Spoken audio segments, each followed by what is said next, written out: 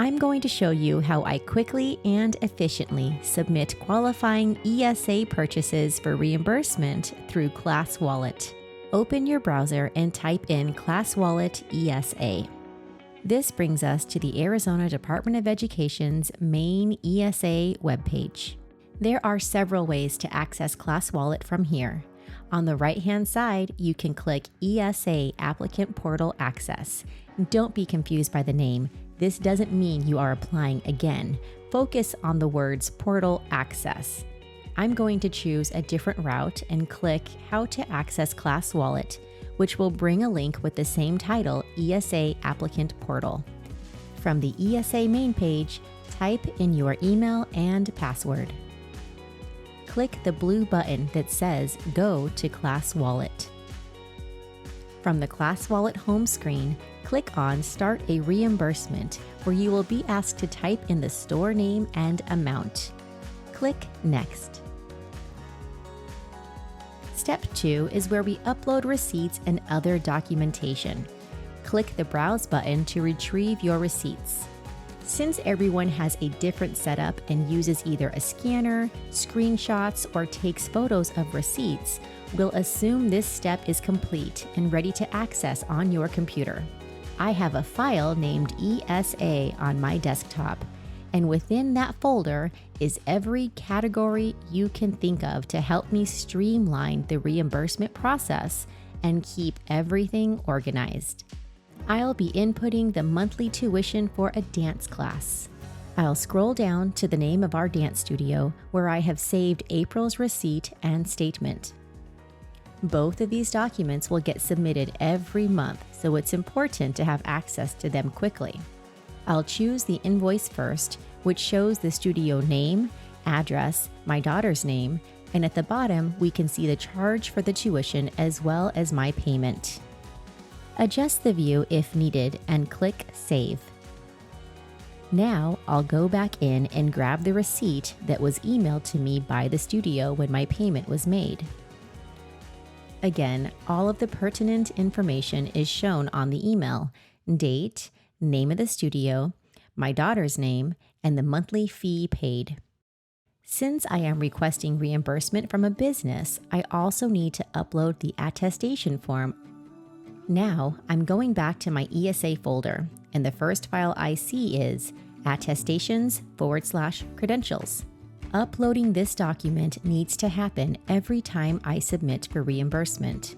I have one or both of these documents for each vendor my daughter uses, and we have several vendors. I created templates for my physical ESA binder that I can check off boxes as I upload so I know exactly what was submitted. I'll show that in a different video. Now that we have the attestation uploaded, we can click Next. Step 3 is to click which purse you are wanting to access and picking an expense category. I only have one purse set up, so I'll click that. As far as expense categories go, you'll become more comfortable the longer you are in the program. But after talking with ESA customer service, I was assured that if I accidentally click the wrong category, they will adjust it on their end. Try to be as accurate as possible to avoid delays in processing. This purchase is categorized under tutoring and teaching services from an accredited facility or business. You can choose multiple categories if needed. Click Next. Step 4 is to review your details and input other information, like a PO number, which is not required, and comments, which are also optional. I always choose to input a brief explanation of how this item is covered under ESA guidelines. I like to be detailed with my transactions, so it's clear to the reviewing person that I have taken the time to learn the rules as well as follow them meticulously. So in turn, they can expect that I will be following up immediately if they choose to deny my request. Now that we're done inputting comments, we can click Next. Congratulations! Your reimbursement has been successfully submitted. You might think you're completely finished at this point, but might I suggest one more step? I take a screenshot of this page because it shows proof of the date and time my request was submitted, just in case there is an issue with the system or another unforeseen issue. I take that screenshot and place it in my ESA file on my desktop under the subcategory Reimbursement Confirmation page. That is too long to type out, so I just put in Reimbursement Confirm. Finally, I go back to the ClassWallet main page, click the 3 lines in the upper left-hand corner, scroll down to Reports where you can see my pending approvals.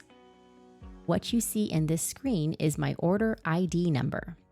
I write this number down on my ESA form I mentioned earlier next to the transaction so that in the future, if I need to call and check the status of my reimbursement request, which you should be doing regularly, before they access your account, they will ask for 2 things: your child's ESA application ID and the order ID number.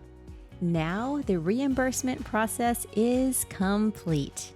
If this seems overwhelming at first, take comfort in knowing there will be growing pains as we learn something new, especially when it comes to advocating for our kids, which is exactly what working with ESA employees is.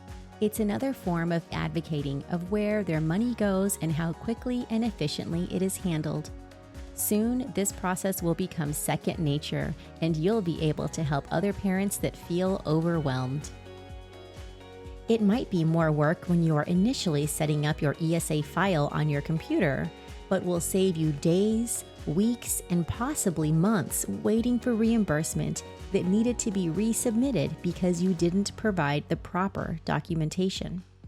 We're all human and can be expected to make a mistake with this process of submitting documentation, as well as the approving process on the reviewer's end. If you are denied, be flexible because it's possible that the employee mistakenly denied a valid reimbursement. Calling ESA directly is the best way to resolve a perceived error.